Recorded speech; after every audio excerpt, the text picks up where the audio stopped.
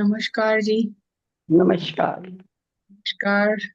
सभी का बहुत बहुत धन्यवाद ये ध्यान सत्र में जुड़ने के लिए।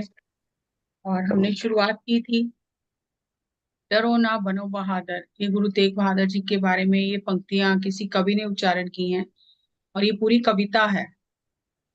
बोले गुरु तेग बहादुर, डरो ना बनो बहादुर। किस लिए डर रहे हो? बहादुरी से हालात का सामना करना है और अपने सत्य और धर्म का पालन करना है। और जैसे कि मैंने पहले भी आपको ये बताया कि गुरु गोविंद सिंह जी ने ये जो हमारी अरदास है का उच्चारण किया। और उसमें उन्होंने जो 9 गुरुओं की आ, उस्तत की है, जिनसे उन्होंने उन्हें नमस्कार करते हुए शुरुआत की है। और 9वें गुरु गुरु तेग बहादुर जी हैं। और उनके बारे में गुरु गोविंद सिंह जी ने उच्चारण किया, तेग बहादुर सिमरिए कार नौ निधि आवे धाय। कि तेग बहादुर जी का, गुरु तेग बहादुर जी का सिमरन करने से, ध्यान करने से 9 निधियां घर में सहज ही आ जाती हैं। ये 9 निधियां कौन कौन सी हैं, थोड़ा आज पहले यहीं से शुरुआत करेंगे, क्योंकि जब हमें कुछ अच्छे से समझ आ जाती है ना चीज, तो फिर हमें हमारे मन में वो बैठ जाती है। ऐसे कहने को तो हम पढ़ लेते हैं कि तेग बहादुर सिमरिए कारनानी ध्यावे धाय, तो एक एक पंक्ति पढ़ दी बस, छुट्टी।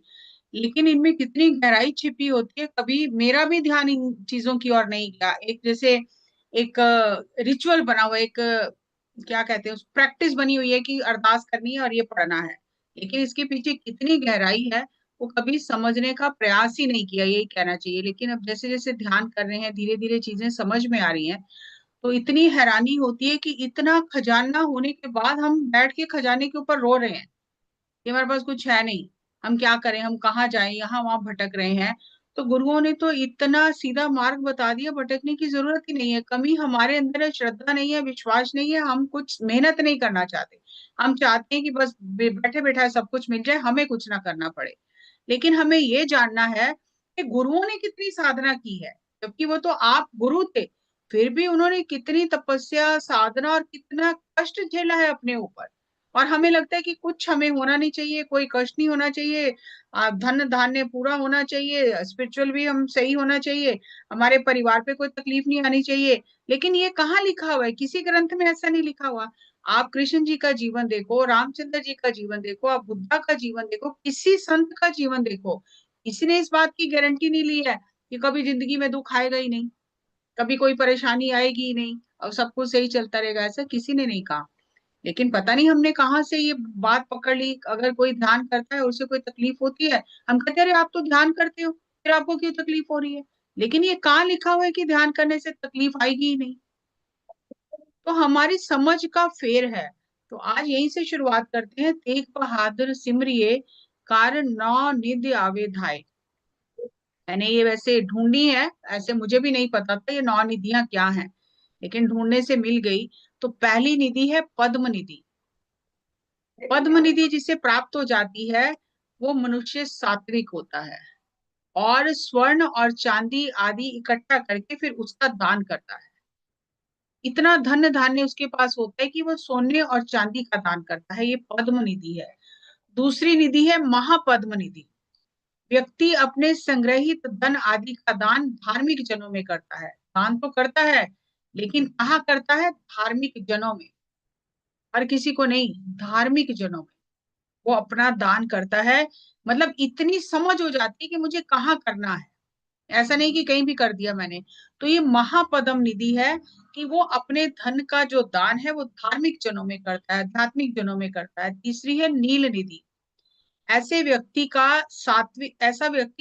सात्विक तेज से संयुक्त होता है, परिपूर्ण होता है। और 3 संपत्ति तक उसके पास पीढ़ी रहती, 3 पीढ़ियों तक संपत्ति उसके पास रहती है। इतना धन धान्य उसके पास हो जाता है कि उसकी 3 पीढ़ियां, 3 पुश्तें बैठकर खा सकती हैं, जिसके पास नील निधि होती है। मुकुंद निधि, ये रजोगुण संपन्न व्यक्ति होता है और वो राज कार्य में भी लगा रहता है, जैसे क्या कहना चाहिए, राज करना, मुखिया बन जाना कहीं, और फिर लोक कल्याण के कार्य करता रहना। तो ये मुकुंद निधि है। और पांचवी निधि है नंद निधि। ये ऐसा व्यक्ति राजसिक और तामसिक गुणों वाला होता है, और वो अपनी कुल का आधार होता है, बेस होता है, उसके पास ये निधि होती है। मकर निधि जिसके पास होती है वो अस्त्रों का संग्रहण करने वाला होता है, मतलब योद्धा होता है, उसको कोई परास्त नहीं कर सकता। वो अस्त्रों का संग्रहण करने वाला था। इसमें अस्त्रों में जो अस्त्र, जो गुप्त सूक्ष्म अस्त्र होते हैं, जो देवी देवताओं से प्राप्त होते हैं, वो भी आ जाते हैं। तो ऐसा जिसके पास मकर निधि होती है वो योद्धा होता है, अस्त्रों का संग्रह करने वाला होता है। कच्छप निधि, ऐसा व्यक्ति तामसिक गुण वाला होता है और वो अपनी संपत्ति का स्वयं उपभोग करता है, मतलब दूसरों के लिए नहीं करता है, वो अपनी संपत्ति का स्वयं ही उपभोग करता है और इसके तामसिक गुण प्रधान होता है। फिर आता है शंख निधि, जिसके पास शंख निधि होती है उसकी एक पीढ़ी के लिए वो पर्याप्त होती है निधि। और जिसके पास फिर खर्व निधि होती है नौवीं, उसमें राजसिक तामसिक सात्विक ये सभी गुण मिश्रित दिखाई देते हैं। तो ये जो 9 निधियां हैं, जिस एक व्यक्ति, एक निधि होने से कितना कुछ होता है, जिसके पास 9 की 9 आ जाए, तो आप सोच के देखो वो व्यक्ति कैसा होगा।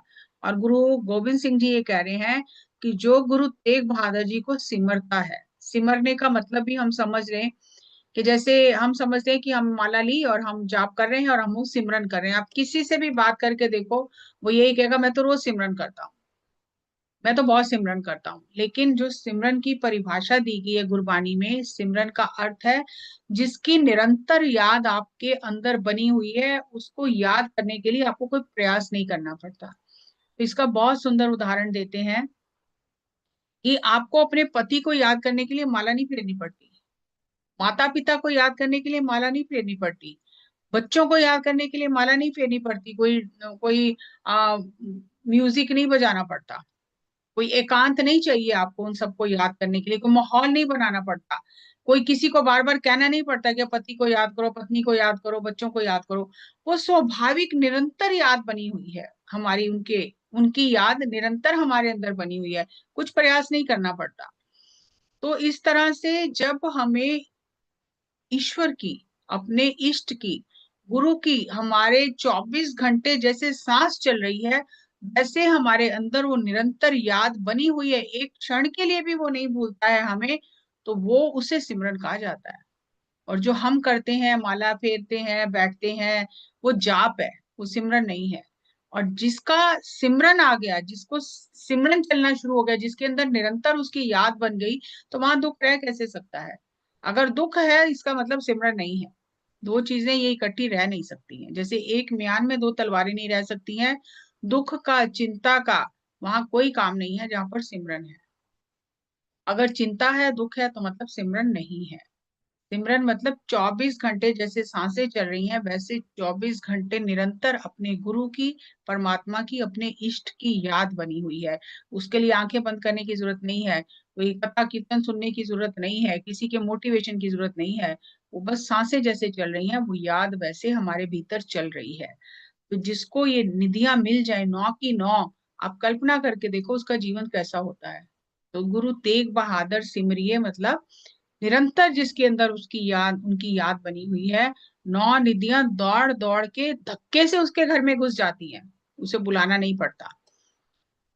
और एक ये बहुत प्यारी साखी आज मैं ले रही हूँ कि निस्वार्थ सेवा से गुरु की प्राप्ति होती है।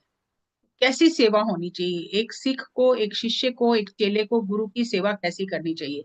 कहने को तो हम सबको लगता है हम बहुत सेवा कर रहे हैं, हम तो दान भी कर रहे हैं, हम तो बहुत कुछ कर रहे हैं, फिर भी हमारा कुछ हो नहीं रहा, हमें ऐसा ही रहता है।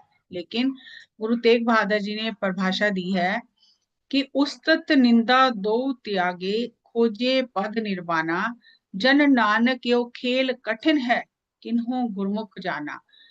सेवा का अर्थ है जो व्यक्ति सेवा करता है, निस्वार्थ सेवा करता है, फिर उसकी कोई स्तुति करे या उसकी कोई निंदा करे, वो दोनों से परे हो जाता है। ऐसा नहीं कि सेवा की, किसी ने तालियां बजा दी तो बहुत खुश हो गया, और किसी ने डांट दिया, कुछ कह दिया, तो बस फिर सेवा भी धरी की धरी रह गई। नहीं, उस्तत निंदा दो त्यागे, वो दोनों से परे हो जाता है।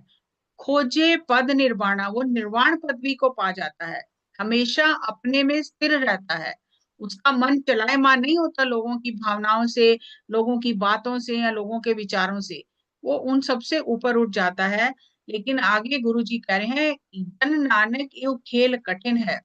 लेकिन ये खेल बहुत कठिन है, कोई कोई इसको हर कोई नहीं खेल सकता।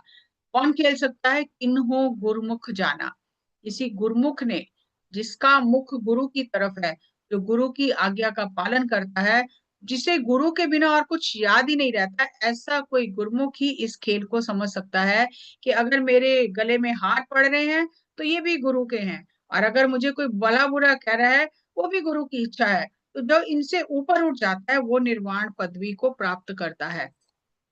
तो एक आ, राम रामदेव करके शायद इनका नाम आया है, एक सिख हुए हैं गुरु तेग बहादुर जी के टाइम पर। और अभी हमारे जैसी आजकल हमें इतनी सुख सुविधाएं मिली हैं, ऐसी वैसे पहले नहीं थी। तो गर्मी में गर्मी बहुत होती थी, ठंड में ठंड बहुत होती थी, कोई पानी की व्यवस्था नहीं होती थी, पानी भी कुएं से भर के लाना पड़ता था। और कोई पंखे ऐसा सब नहीं होता था, हाथ से पंखे चलाते थे लोग और संगत की सेवा करते थे। और बहुत गर्मी का मौसम था। तो भाई मीहा जी ने मन में आया कि संगत की सेवा करनी चाहिए, तो वो क्या करते थे, एक पहले मश्क चलती थी पानी की, भर के लाते थे। तो वो कुएं से पानी की मश्क भर के लाते थे, और जहां पर गुरु जी का दरबार लगना होता था, पूरे बाहर अंदर सब पानी छिड़क के जगह को ठंडा कर देते थे, ताकि मिट्टी रेत ना उड़े हवा से। और निरंतर सेवा करते रहते थे, इतनी सेवा करते थे, दिन रात का कोई भेद ही नहीं रहता था, बस पानी लाना और छिड़काव करना, पानी लाना और छिड़काव करना। तो कितना टाइम तक उन्होंने ऐसे सेवा की कि उनके जो सिर के ऊपर जो बाल थे, जो पगड़ी पहने रखते थे, वो पानी लाने की वजह से वो गल गए, वो जख्म हो गया सिर में। और जब जख्म हो गया, लेकिन वो जख्म की ध्यान दिए बिना पानी भर के लाते थे, छिड़काव करते थे। एक दिन जब वो पानी का छिड़काव कर रहे थे, तो उनकी पगड़ी नीचे गिरी, और उसमें से वो कहते हैं कि घाव में से कुछ कीटाणु कहना चाहिए नीचे गिरे। और उन्होंने कहा कि अरे ये तो भूखे मर जाएंगे, तो उठाकर फिर वापस रख के पगड़ी बांधी। तो माता जी जो थी, माता नानकी जी, गुरु तेग बहादुर जी की जो माता थी, वो देख रही थी इस चीज को। और उन्होंने जाके गुरु तेग बहादुर जी को कहा कि ये सिख इतनी सेवा निस्वार्थ भाव से कर रहा है, और इससे ये भी नहीं पता कि दिन है या रात है, और इसके सिर में जो जख्म हो गया, उसके जो अंदर कीटाणु बन के, इसने वो भी उठा के रख लिए कि ये मर जाएंगे, इन्हें तकलीफ ना हो मेरी वजह से।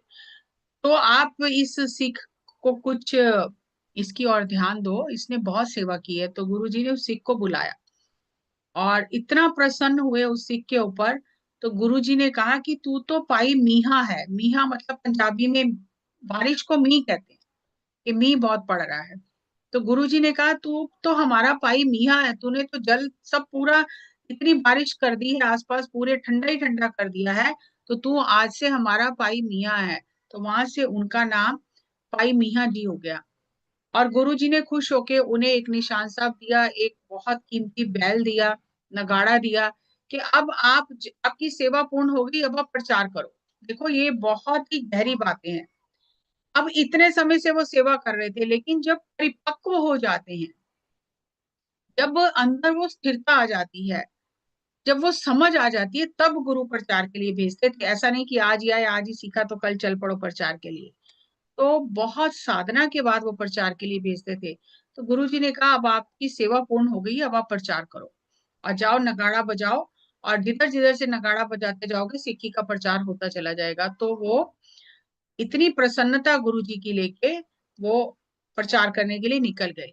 अब गुरु तेग बहादुर जी की शहादत हो जाती है, काफी समय निकल गया, और गोविंद राय जी, उनको गद्दी मिलती है, गुरु गोविंद सिंह जी गुरगद्दी पर विराजमान है।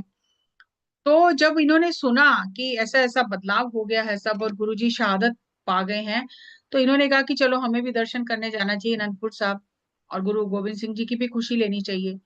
तो ये चल पड़े अनंतपुर साहब की तरफ।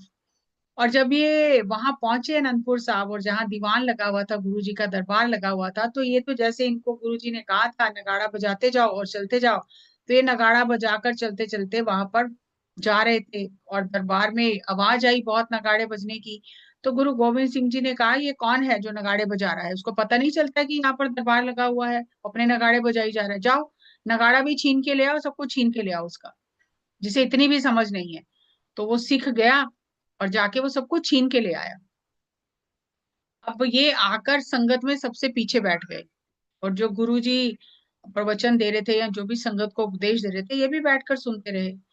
और जब वो हो गया, बातचीत हो गई, जब वो उपदेश गुरुजी ने दे लिया संगत को, तो उन्होंने फिर आवाज लगाई कि भाई मियाँ जी आप आगे आओ। तो ये फिर आगे गए गुरु का वचन मानकर। जब आगे गए तो गुरुजी ने इनसे पूछा कि आपको बुरा नहीं लगा कि आपसे हमने नगाड़ा भी छीन लिया सीखने, निशान साहब भी छीन लिया, आपका बैल भी छीन लिया, बलद पंजाबी में कहते हैं, तो आपको बुरा नहीं लगा? तो इन्होंने इतना प्यारा जवाब दिया, गुरुजी मेरा था ही नहीं तो मुझे बुरा लगता। पहले गुरु तेग बहादुर जी ने दिया प्रसन्न होकर, आपने लिया, तो मेरा तो पहले भी नहीं था, मेरा अब भी नहीं है, तो प्रसन्नता और उसकी दुख किस चीज का जब मेरा था ही नहीं। तो गुरुजी इतना प्रसन्न हो गए और उन्होंने कहा अब आपको इन चीजों की जरूरत ही नहीं है, अब जहां से निकल जाओगे वहीं सिक्खी का प्रचार होगा।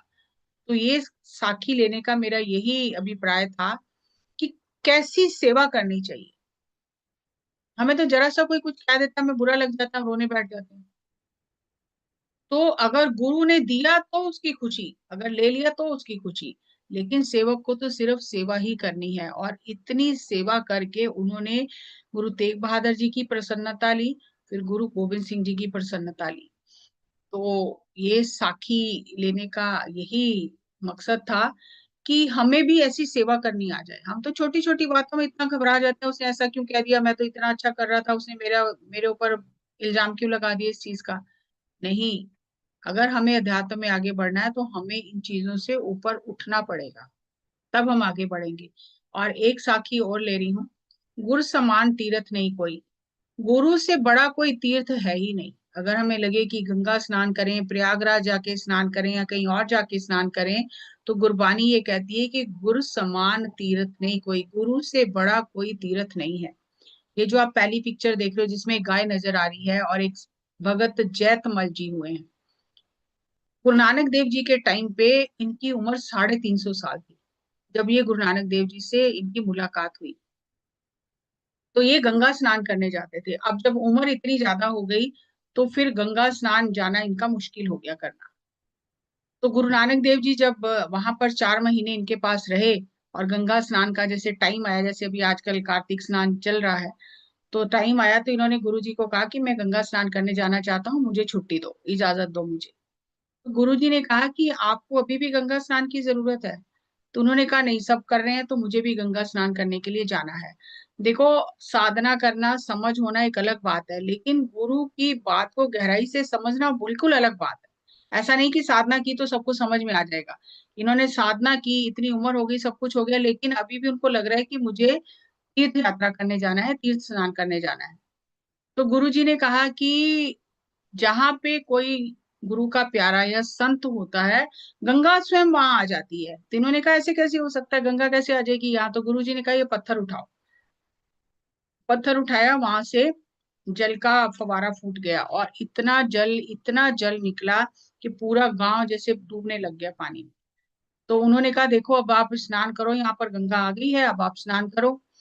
तो उन्होंने कहा गुरुजी मेरे कारण इतना नगर वासियों को कष्ट होगा, तो आप इस जल को यहीं रोक दो। ऐसे तो नगरवासी जो है बहुत मेरे कारण दुखी होंगे, परेशान होंगे और सब कुछ डूब जाएगा, तो ये तो सही नहीं है।